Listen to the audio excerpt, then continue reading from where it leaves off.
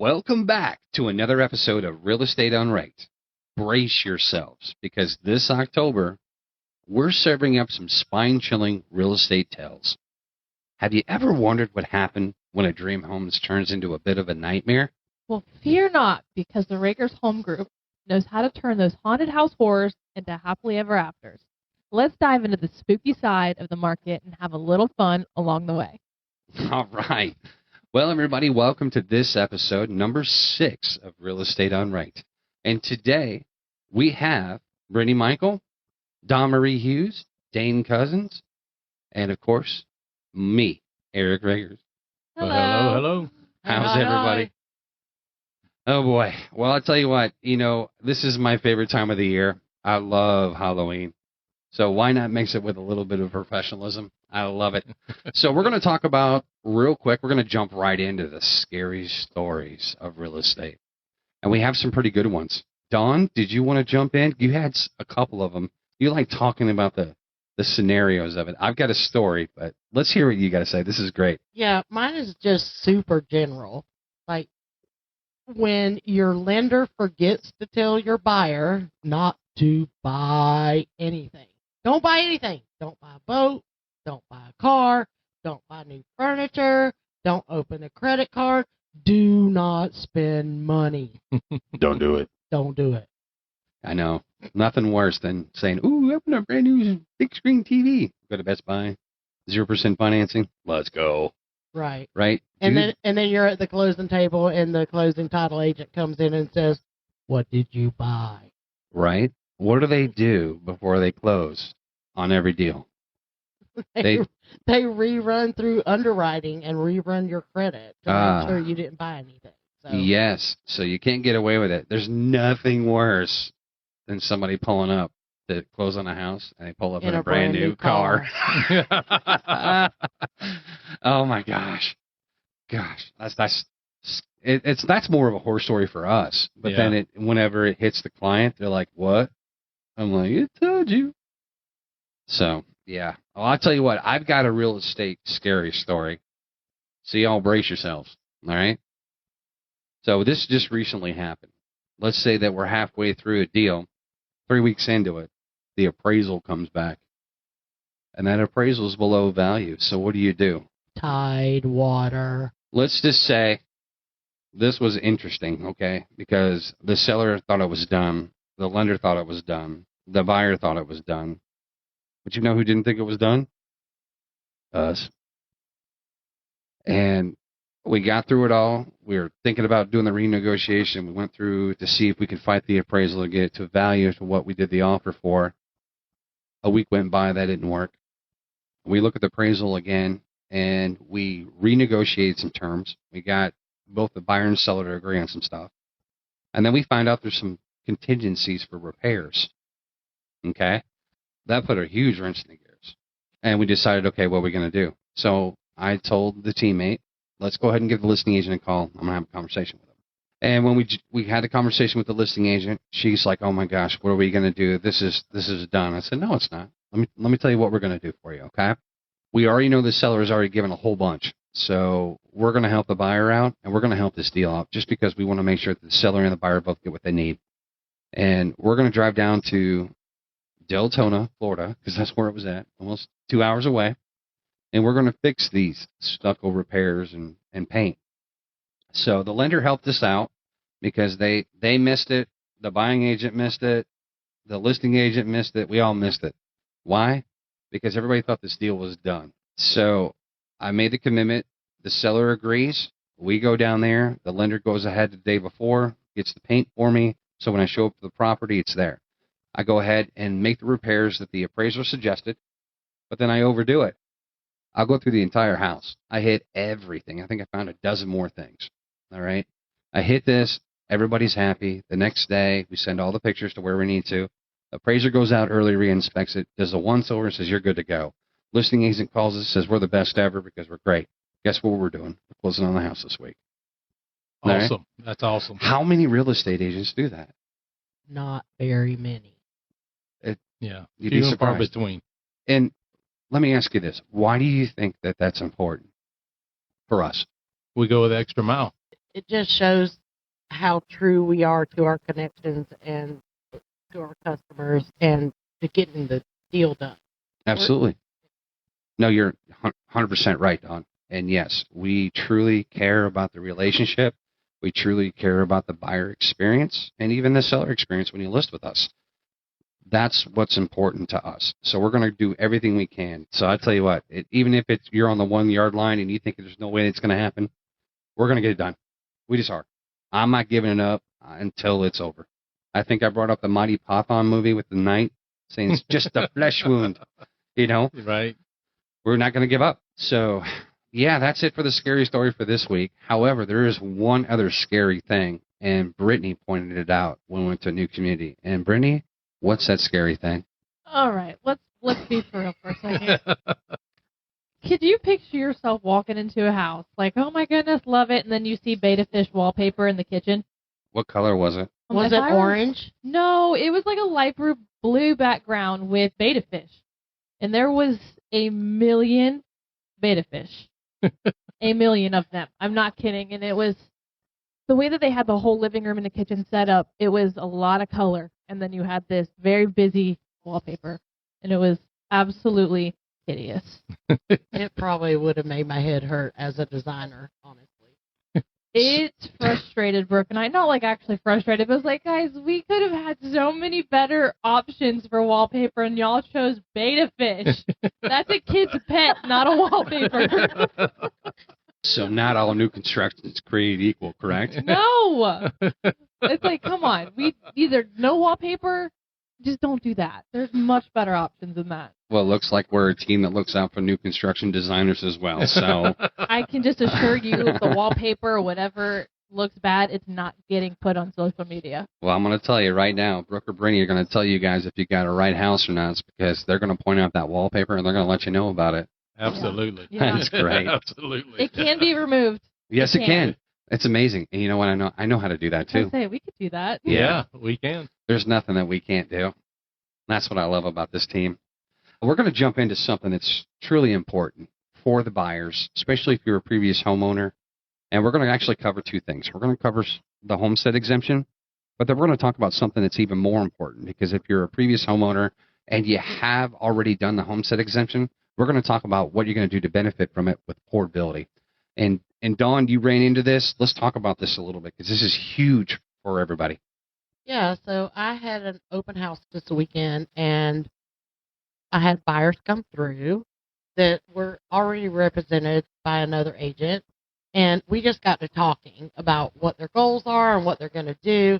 And they owned a townhouse just down the road, and I asked them for their address and pulled it up, and I said, do you understand that you're not homesteaded on your home? You closed January 2024, so you've now missed out on 2 years of the reduced tax liability. She looked at me and she was like, homestead? What is that? Her husband is super analytical, and he was like, what are the numbers? What are you talking about? So we looked at the house that they were looking at and comped it to the townhouse that they currently own, and they are overpaying in taxes $2,500 to $3,000 a year. Yikes. Because they're not homestead. Usually your title company will bring this up. It's very important when dealing with buyers and sellers to go to the closing. Go to the closing. Go. Because the title company will miss stuff. They do, multiple closings a day. And they'll miss stuff. And if you don't bring it up, then your buyer or seller is not educated. Not only is she losing out on the homestead exemption, she's losing out on portability if she were to sell the townhome and buy a new home. Okay. Yeah. Thousands of dollars. Thousands. So you touched base on a customer that was unknown about the homestead exemption, and you addressed the fact just by them walking into an open house and suggesting that. And let's kind of touch base on that real quick. A homestead exemption is an exemption that a homeowner can do where it maximizes or limits the increased value of the taxable property 3% a year, right? Right. Correct. and it's a $50,000 reduction in the value of the home for taxable, for tax liability. Correct. Yeah. And that's huge already for just being a homeowner. That's the luxury you get living in the state of Florida. But here's that added benefit whenever you go to buy another home that you've already taken advantage of this homestead exemption. You have now what you call portability. And that portability gives you these extra features. Yes, you can transfer your portability to your new home. If you filed your homestead exemption, every penny that you've paid into this now transfers to your new home, which Right. saves you so much money. I can't even explain. Well, the new home that you buy, though, has to be equal or higher value in order to transfer. Correct. Correct. Portability. Correct. I Right. mean, I don't know too many sellers, buyers that are not moving up. You know what I mean? Right. Yeah. So, I mean, yeah, it's just It's those that downsize, maybe empty nesters, maybe moving down. That's the only time that you might run into that issue. yeah, I get that. So that All does happen. So you just got to be aware of that. So if you're upsizing, like we're talking about, Right. we're improving. What is the cap on that, Brittany? $500,000. Ding, ding, ding, ding, ding. Good job. Wow, that's a lot. That is a lot. I mean, $500,000. But I mean, think about it this way. Let's say that you bought a house. I love having scenarios. This is real life scenario stuff. I love talking about this. So let's say that you bought in the lovely time of 2016. You're right.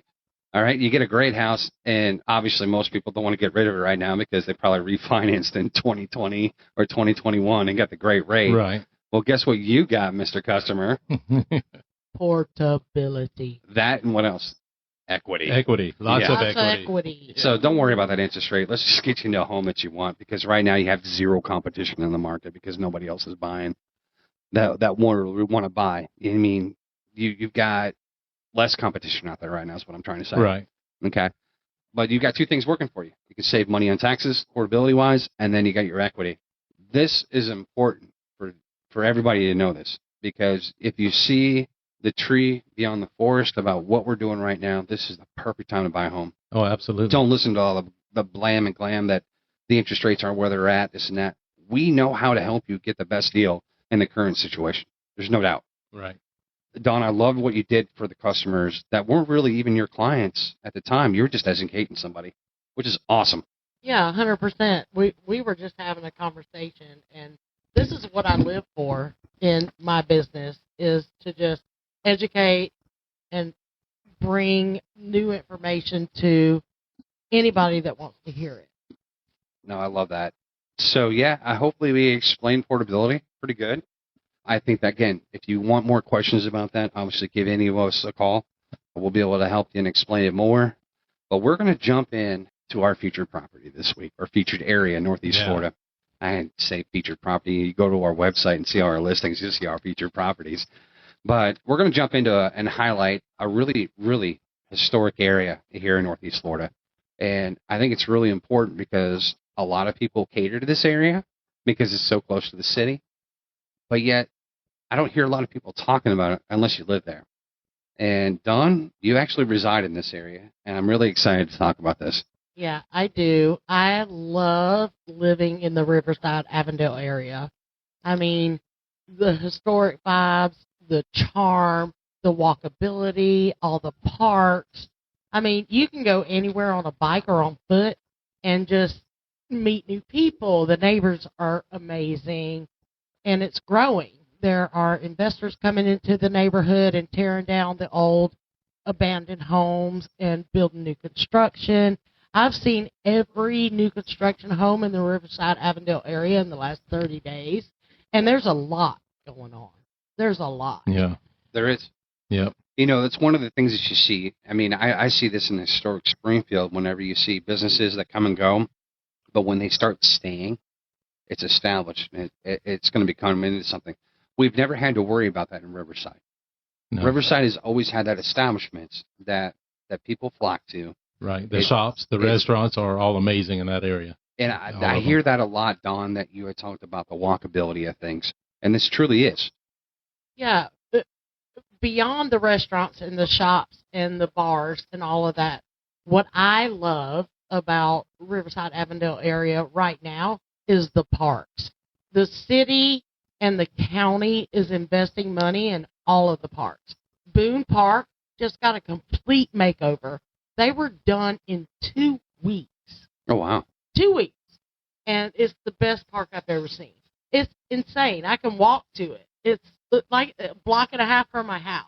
That's awesome. And they're doing it at Willow Branch. They're doing it everywhere. The city is investing back into the RAP, the Riverside Avondale Preservation Society, and they've joined forces to bring the parks back. That's great. Now, you had talked to me about something. There was some river issues because of the age and everything. The bulkheads need to be updated in a sense. There's nothing wrong with that by no means, but the city is investing time and effort and money to redoing these infrastructures, and they're hitting the parks. Didn't you say something about the gutters? Oh, yeah. So, it was intriguing. On St. Johns Avenue, I've noticed over the past month, because I drive that way, I walk that way, I go to Willow Branch, and they have raised the curbs up. They've taken what do they call it? The potholes. They've raised the potholes and raised the sewer levels up, the sewer drainage levels up, so that the drainage issues on St. Johns Avenue are being alleviated. And I'm excited to see them do it on Park Street, on Margaret Street, all the main thoroughfares in the Riverside Avondale area. And I know they're doing it. It's just going to take some time. But to see the transformation on St. Johns Avenue just in the past month is remarkable. That is. I tell you what, there's a lot going on down there, and there's a lot that has been going down there for many, many, many years. And, if you want a neighborhood that is well historically established, if you love architecture, you love that uniqueness to a neighborhood, give us a call. We'll show you any house down in Riverside. And even if you want new construction, there's new construction going on all over the place. There's a brand new neighborhood over, if you live in the neighborhood and you know the area, across the street from the train tracks where Metro used to be. Oh, yeah. There's a brand new neighborhood. It's single family homes under $400,000, 3 to 4 bedrooms with a garage. It's ridiculous. I've never seen anything like this in Riverside Avondale. It's a great opportunity for somebody who wants to get in the community and contribute to it. Yeah, and that's a great lifestyle down there, too. Oh, my gosh. Yeah. Yes, it is. It definitely is. And these are the insider tips you're only going to get from us because, well, we have a resident at Riverside, and that is done. Yes. And so, again, if there's anything you guys ever need, we love highlighting unique properties and unique areas here in Northeast Florida, and we're going to highlight one every episode. And Riverside, I was really excited to talk about. I was really excited for Dawn to talk about because she lives there. I pass through, I sell houses and list stuff there, but she has a huge insight to that. So if you ever need anything, I'll tell you, Dawn's the person to call for that. Absolutely. And since she's on our team, guess what she gets to do? She gets to guide us through all that. So if we have any questions, we're going to be relying on her for that. And I door knock 3 times a week. That's great. So if you want to be my neighbor, let me know. That is awesome. Well, guys, a little bit of recap of this episode. Obviously, we went through our scary stories that we're going to be doing for theming for the month of October. And then we talked to you about something that really nobody talks to you about, and that is the Homestead portability. Yeah, we did go over Homestead exemption, which is important. Right. But that's the only way that way you can truly understand what portability and the benefit that you're going to get by being a homeowner in the state of Florida and what we can do. And trust us, we're going to remind you and not the lender, and not the title company. We're that kind of team, real estate team that's going to help you guys through that. So as we go through the process of finding you another home, because hopefully we have sold you your first one, that we're going to help guide you through the process to save you any more money. All right, and then we got a chance to recap and introduce you guys to historic Riverside. I'm super excited about that. But I'll tell you what, we're going to wrap this episode up. So next time on Real Estate UnRaked, get ready for even more fun as we spotlight another fantastic Northeast Florida neighborhood and keep this October scares rolling. You won't want to miss the next episode. We're going to bring you more tales from the crypt of real estate and a sneak peek at what's to come. Until then, stay fearless and happy house hunting. Whoa, whoa, whoa. See you later, everybody. Bye. Bye.